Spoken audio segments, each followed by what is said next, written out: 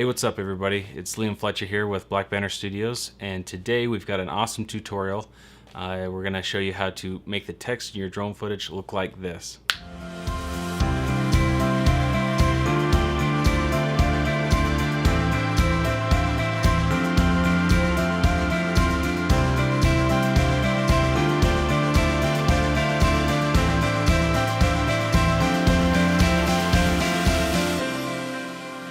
Alrighty, let's get started here. So, I've actually got Premiere Pro open.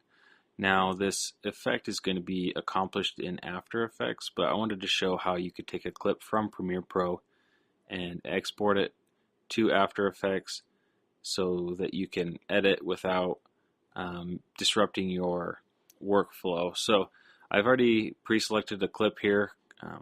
It's got a little bit of movement here. It's kind of a parallax effect. Looking at a high school. This is for a client I did. So what you're going to do is right click and go up to replace in After Effects. I've already done this, so I'm not going to do it again. And so what that'll do is it's going to open up After Effects over here and create a composition for you and import your file. So now that your file is all imported, you're going to want to make sure that your file actually fits the composition size, so it fits inside this box.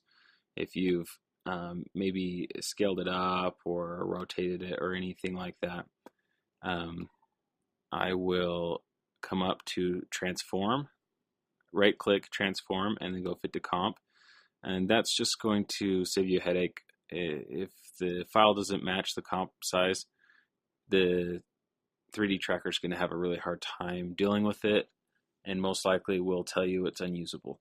So I just do that to kind of cover my butt. Another little side note is any color correction you've done in Premiere Pro will carry over to the clip on this side, and vice versa. So if you do any color correction here, it's going to carry over here. So you got to be kind of careful because it can kind of overlap and make your colors go all wonky. Or for instance, if you add in a color here, text that's a certain color, maybe it's matching a brand, and then you export it and then you do your color correction and adjust the tint and things, it's going to mess up the color of your text. So just be kind of aware of that. So to actually do the 3D track, you're going to want to go to your tracker, and I've got mine over here on the right hand side, but if you don't see it over there, go to Window and scroll down, right there, scroll down to your tracker, and that'll open up this same tab here. And then if you click on your clip, it should make these active. If you don't have anything selected, it's not going to be active. I have had it where it wasn't active, even when I selected it. If that happens to you, to get around that, you'll want to right click on your clip down here, and you'll want to do pre-compose. Click on this button right here, leave that checked, and you'll click OK, and it's going to create a whole new composition, and it'll make it start fresh, and it'll allow you to run this tracker. So what you'll do is you'll click the track camera button, and it's going to run the tracking software. And this can take a minute if your file size is really huge, or your clip's 10 minutes long. It's going to take a while.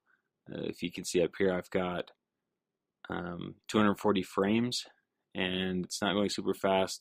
Now, granted, I am recording this on my Dell XPS 15 laptop, so obviously it's not super powerful desktop, but it's going to take roughly 4 or 5 minutes to run this. So I'm going to speed this up so you're not sitting here bored out of your mind. Alrighty, so once it is done tracking your image, you'll notice you have all these little points, and if you bring your cursor out across, it's going to it links 3 of the points. You can see there it makes a little triangle, and as I move it, it connects to multiple points. And you can use that to select a surface. So if I wanted to select a surface out here in this parking lot, I would just find one that maybe looked the most flat. That one looks pretty good, and you can select that, right click, and create some text or a solid or a null point to track out here. Now, that works pretty good, but what I actually prefer is to select an individual point. So if you single one out, you can select it. And I'm actually going to I'll grab this one here in the center. And so I select that point, right click. I'm just going to go create text and camera. So you can see my text is kind of small here.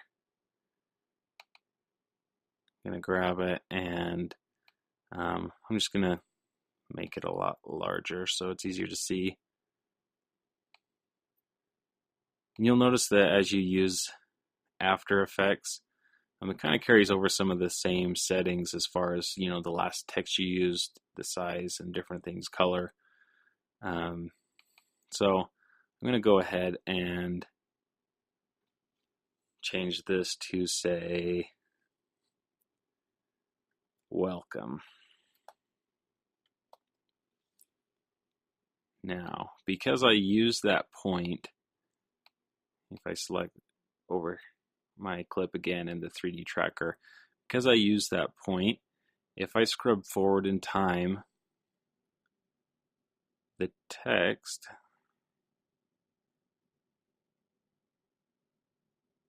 should move with it. There we go.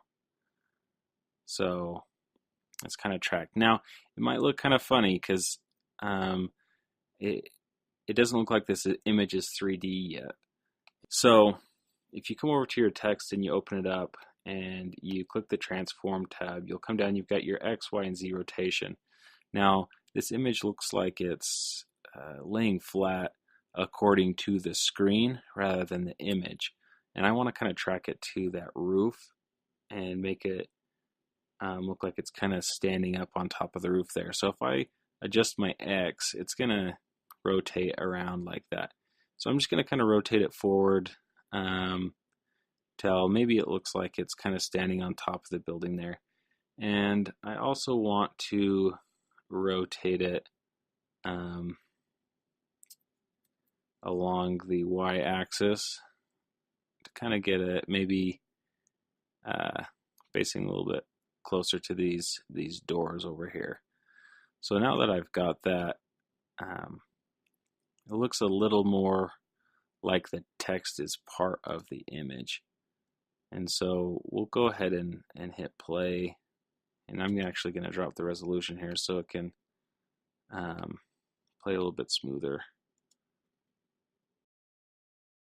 And as you can see, our text is now tracked into the image. And you can really do this with any clip that has motion in it, as long as there is some at least contrast for the tracker to be able to lock on to. Now, I'm going to go ahead and save this composition, this project here. And if we come back over to Premiere, because we exported out of Premiere,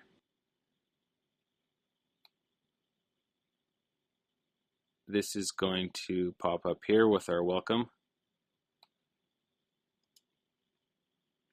And now our clip in Premiere Pro automatically has that welcome sign there. So that's the tutorial for today. I hope that you liked it. If you did, feel free to leave me a comment and like this video and share it with those that you think might benefit from it.